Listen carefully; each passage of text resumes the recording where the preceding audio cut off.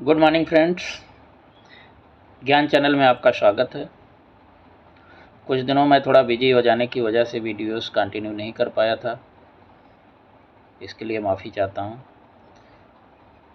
और आगे हम जो है कंटिन्यू अपने पूरे वीडियोस जल्दी से जल्दी बनाएंगे ताकि आपकी तैयारी ठीक ठाक से हो सके। तो चलिए, डेवलपमेंट कम्युनिकेशन की 2 यूनिट हमने पहले कवर किया था, आज तीसरी यूनिट के ऊपर बात करेंगे। इसके अंदर हम कवर करेंगे क्या क्या इश्यूज आते हैं डेवलपमेंट कम्युनिकेशन में, क्या क्या प्रॉब्लम्स हैं, इसकी आवश्यकता क्या है, इसकी सिग्निफिकेंस क्या है इंडियन कंटेक्स्ट में। इसके अलावा एग्रीकल्चरल कम्युनिकेशन और रूरल डेवलपमेंट के कम्युनिकेशन के ऊपर हम बात करेंगे। तो चलिए शुरू करते हैं। तो सबसे पहले हम बात करेंगे इश्यूज़ क्या आते हैं डेवलपमेंट कम्युनिकेशन में। डेवलपमेंट कम्युनिकेशन एक बहुत ही क्रिटिकल टूल होता है डेवलपमेंट को प्रमोट करने के लिए। जैसे कि आप देखेंगे फैमिली प्लानिंग, पॉपुलेशन कंट्रोल करने के लिए, फैमिली वेलफेयर के बहुत सारे जो प्रोग्राम्स होते हैं, हेल्थ के ऊपर बहुत सारे प्रोग्राम्स होते हैं, हेल्थ एजुकेशन अवेयरनेस कराना। इसके अलावा जो एजुकेशन, एक्चुअल एजुकेशन जो होता है, बेसिक एजुकेशन, उससे रिलेटेड जो प्रोग्राम्स होते हैं। और सबसे ज़रूरी है आपका इन्वायरमेंट, आपका वातावरण, तो इसका प्रिजर्वेशन करना है। तो ये सारे जो जितने भी कम्युनिकेशंस होते हैं, ये सब डेवलपमेंट कम्युनिकेशन की श्रेणी में आते हैं। इनमें बहुत सारे इश्यूज़ होते हैं जो कि इनकी इफ़ेक्टिवनेस को, इनके इफ़ेक्ट को कम कर सकते हैं, और इश्यूज़ जो इनिशिएटिव लिए जाते हैं उसके अंदर भी प्रॉब्लम ला सकते हैं। तो सबसे पहले हम बात करेंगे पॉपुलेशन कंट्रोल। पॉपुलेशन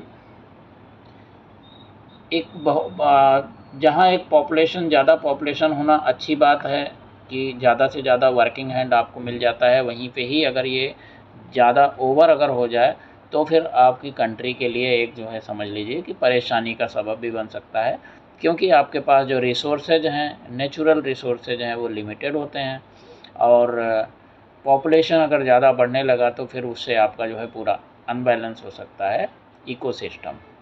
तो इसमें भी देखा गया है कि बहुत सारी societies family planning, birth control की जो बातें हैं उसको करने में, या फिर उसके बारे में डिस्कस करने में, या उसकी बारे में जो है लोगों के सामने सुनने में एक जो है टैबू की तरह उसको लेते हैं। तो इस वजह से इस कम्युनिकेशन में थोड़ा सा प्रॉब्लम आती है। नेक्स्ट है family welfare. Development communication initiatives जितने होते हैं फैमिली वेलफेयर को प्रमोट करने के लिए किए जाते हैं, और वो इसलिए किए जाते हैं ताकि आपको सही इन्फॉर्मेशन मिल सके। कम्युनिकेशन टेक्नोलॉजीज़ की वजह से कल्चरल नॉर्म्स बहुत सारे होते हैं हर एक सोसाइटी में, वो जो है इन सब इनिशिएटिव में पार्टिसिपेट करने में एक तरह से एक रुकावट का काम करते हैं, उसको प्रिवेंट करने की कोशिश करते हैं। हेल्थ और हेल्थ केयर इंफ्रास्ट्रक्चर की अगर हम बात करें तो हेल्थ इंफॉर्मेशन लैंग्वेज बैरियर की वजह से, इलिटरेसी की वजह से, टेक्नोलॉजी का पूरा जो है एक्सेस नहीं होने की वजह से एक जो है समझ लीजिए कि एक बैरियर का काम करता है।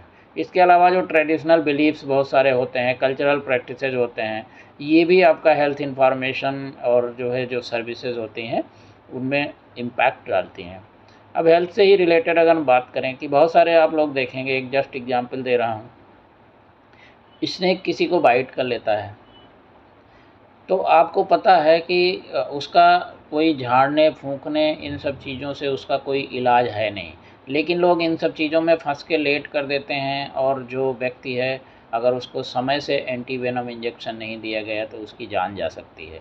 लोग नज़दीक के जो हॉस्पिटल होंगे उनमें सब में जो है एंटी वेनम इंजेक्शंस अवेलेबल होते हैं। गवर्नमेंट बार बार इसके बारे में लोगों को आगाह भी करती है, लेकिन फिर भी लोग जो है जो ट्रेडिशनल बिलीफ्स हैं, सोसाइटी के जो बिलीफ हैं, उनके वहाँ झाड़ फूंक के चक्कर में पड़ जाते हैं और अपनी जान से हाथ धो देते हैं।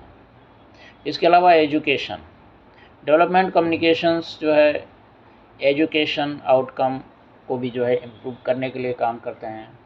इंफॉर्मेशन कम्युनिकेशन टेक्नोलॉजीज़ की मदद से सबके पास पहुंचनी चाहिए, लेकिन फिर भी बहुत सारे कल्चरल नॉर्म्स होते हैं, वो बहुत कुछ जो है ग्रुप ऑफ पीपल को जो है इन सब इनिशिएटिव्स में पार्टिसिपेट करने से एक तरह से रुकावट का काम करते हैं।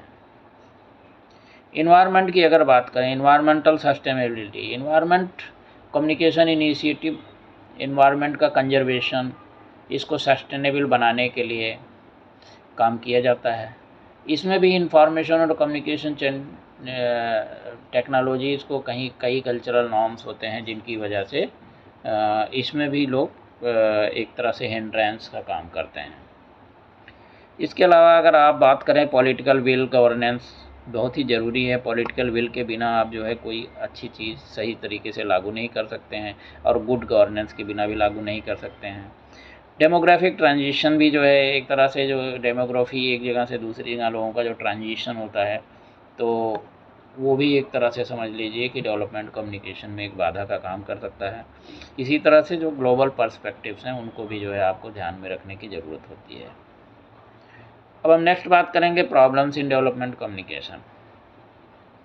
तो डेवलपमेंट कम्युनिकेशन में जो प्रॉब्लम होते हैं वो जैसे कि inadequate resources. Development communication initiative में जो है क्या होता है कि सफिशिएंट रिसोर्सेज की कमी की वजह से भी, सफिशिएंट टेक्नोलॉजी, कम्युनिकेशन टेक्नोलॉजी की कमी वजह से भी जो है आप टारगेट ऑडियंस को सही तरीके से इफेक्टिवली इंगेज नहीं कर सकते हैं। जैसे कि फंड का कमी हो गया और टेक्नोलॉजी, लोगों को जो है सही पर्सनल ट्रेनिंग नहीं मिलना, ये सब चीज़ें इसके अंदर शामिल हैं। Next is cultural barriers. Cultural barrier में आप बोल सकते हैं कि डेवलपमेंट कम्युनिकेशन इनिशिएटिव जो होते हैं वो कल्चरली इतना ज़्यादा जो है सेंसिटिव जो नहीं होते हैं, वो इनइफेक्टिव हो जाते हैं और काउंटर प्रोडक्टिव भी होते हैं। इसलिए आपको कल्चरल कंटेक्स्ट, जो भी डेवलपमेंट की आप कार्रवाई कर रहे हैं उसमें कल्चरल कंटेक्स्ट को समझना बहुत ही ज़रूरी है। अदरवाइज़ आप जो है जो चाहते हैं आउटपुट वो आपको नहीं मिल पाएगा। Limited access to information and communication technology. Information communication technologies का बहुत सारे रूरल एरियाज़ और बहुत सारी कम्युनिटीज़, रिमोट एरियाज़ में एक्सेस प्रॉपर नहीं होता है, तो इसकी वजह से आपको जो है ये एक प्रॉब्लम है, समझ लो। लैंग्वेज बैरियर भी एक बहुत बड़ा प्रॉब्लम है। आप किसी लैंग्वेज में आप कम्युनिकेट कर रहे हैं और अगले आदमी को उस लैंग्वेज के बारे में पता नहीं है।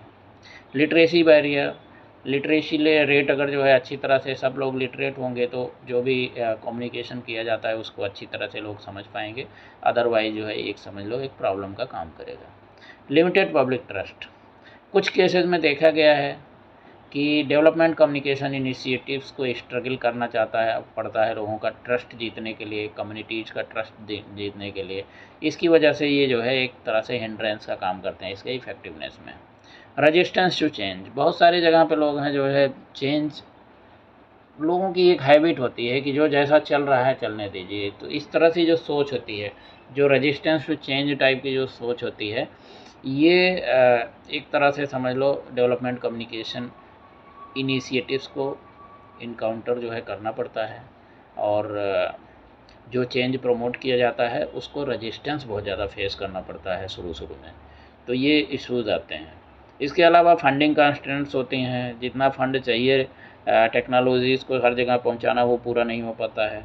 मेजरमेंट इवैल्यूएशन जो है सही तरीके से नहीं हो पाना, पॉलिटिकल इंटरफेरेंस कई जगह पे हो जाता है और इसके अलावा जो है उसको जो भी डेवलपमेंट कम्युनिकेशन एक्टिविटीज़ की गई हैं उसको पूरी तरह से जो है आप समझ लीजिए अगर आप सस्टेन नहीं कर पाएंगे तब भी आपको जो है एक तरह से एक प्रॉब्लम का काम होगा। नेक्स्ट हम बात करें need and significance of develop communication in Indian context. तो इंडियन कंटेक्स्ट में अगर हम बात करें तो इंडिया एक बहुत ही रैपिडली ग्रोइंग कंट्री है, तेज़ी से डेवलप कर रही है और इसका पॉपुलेशन भी बहुत बड़ा है और बहुत ही डाइवर्स है।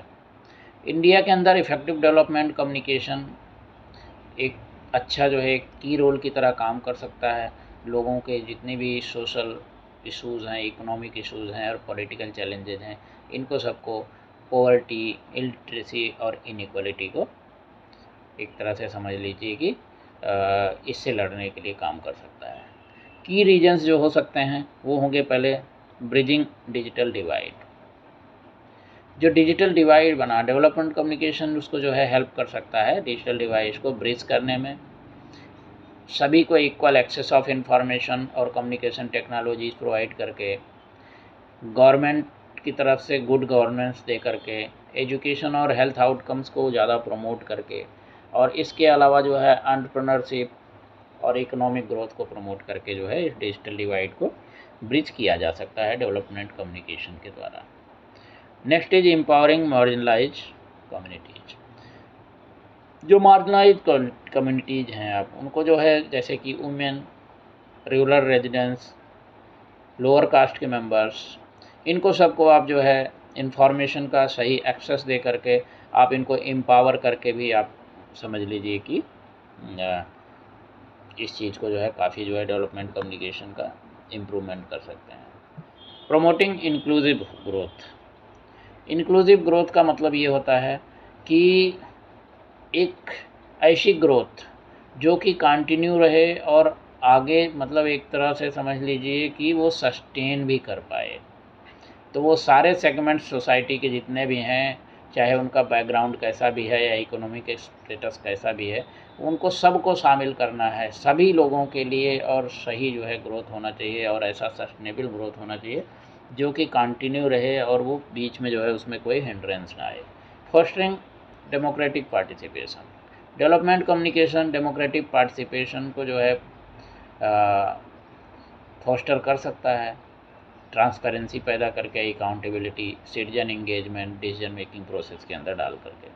नेक्स्ट है एड्रेसिंग पब्लिक हेल्थ इश्यूज़।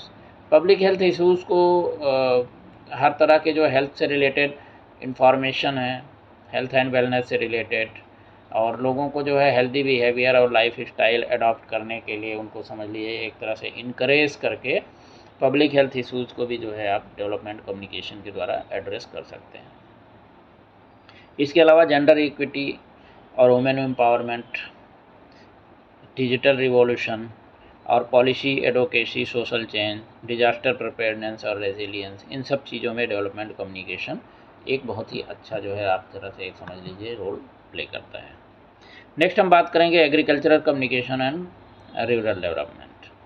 तो एग्रीकल्चर कम्युनिकेशन, इंडिया आपको पता है कि एक जो है डेवलपिंग कंट्री है, और एग्रीकल्चर पहले तो इसका समझ लीजिए कि बेस, इकोनॉमी का मेन जो है बेस ही था एग्रीकल्चर इंडिया का।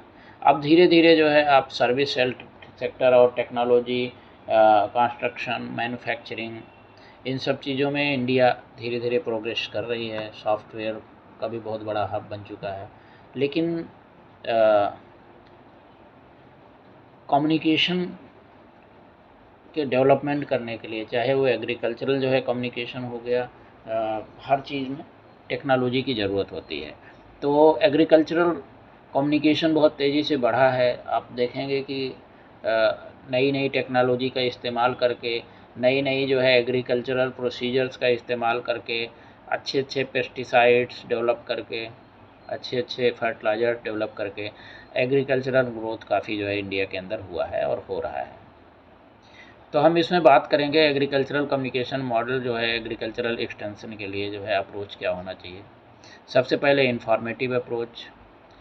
इस अप्रोच में इसमें ये होता है कि ऐसा जो है आइडिया जो है इस पे अप्रोच जो है इस पे ऊपर जो है आइडिया के ऊपर बेस होता है कि अगर न्यू प्रैक्टिसेस फार्मर्स अडॉप्ट करेंगे एक्यूरेट और रिलेवेंट इन्फॉर्मेशन दिए जाने के बाद, तो फिर उससे उनको काफ़ी फ़ायदा होगा। उनके टेक्निकल नॉलेज, उनकी स्किल्स और एग्रीकल्चर की बेस्ट प्रैक्टिसेस को जो है फार्मर्स तक पहुंचाना और इस चीज़ को प्रमोट करना फार्मर्स के बीच में, ताकि वो ज़्यादा से ज़्यादा आप जो है समझ लीजिए प्रोडक्शन कर पाएँ अपना और उनकी इनकम बढ़े। परसुएसिव अप्रोच, ये फार्मर बिहेवियर को इन्फ्लुएंस करता है, उनकी एटीट्यूड और बिलीफ को परसुएशन करके। परसुएशन कम्युनिकेशन टेक्निक्स जैसे कि डिमॉन्स्ट्रेशंस, और इसके अलावा जो है न्यू प्रैक्टिसेज और टेक्नोलॉजीज़ को उसके अंदर हर जगह डिमॉन्स्ट्रेट करना, लोगों को जो है दिखाना फील्ड में जा कर के हर जगह पे, और उनको परसुएट करना कि आप ऐसे ही काम करो तो इससे आपको ये बेनिफिट होगा। तो ये परसुएसिव अप्रोच हो जाता है। पार्टिसिपेटरी अप्रोच, इसमें जो है प्रिंसिपल होता है कि फार्मर इन्वॉल्वमेंट और एम्पावरमेंट दोनों चीज़ करना है उनका। इसमें फार्मर के साथ जो भी एजेंट होता है वो बहुत ही क्लोजली काम करता है, उनकी आवश्यकताओं को, उनकी प्रायोरिटीज़ को समझने में और एक ऐसे एक्सटेंशन प्रोग्राम्स डेवलप करता है ताकि जो है उनकी आवश्यकताएं जो है वो पूरी हो सकें। तो इस तरह से एक समझ लीजिए कि उनके साथ एक इंगेज होकर के काम करने को पार्टिसिपेटरी अप्रोच बोला जाता है। Next is collaborative approach.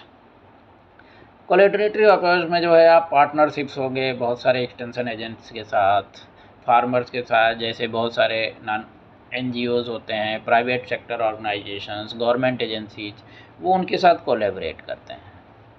Collaborate कर इस तरह से करते हैं कि उनको सारी चीज़ें बोलेंगे कि हम आपको बीज और ये सारी चीज़ें, फर्टिलाइज़र, सारी चीज़ें प्रोवाइड करेंगे और आप जो प्रोड्यूस होगा आपको इस रेट पे आपका ये चीज़ प्रोड्यूस जो है ले लिया जाएगा। तो इस तरह से एक कोलैबोरेशन बनाया जाता है कि आप इस चीज़ की पैदावार करिए, तो किसान को भी जब देखता है कि उसको उसके अंदर बेनिफिट हो रहा है तो वो उस प्रोड्यूस की तरह, उस फार्मिंग की तरफ जो है आप समझ लीजिए बढ़ता है।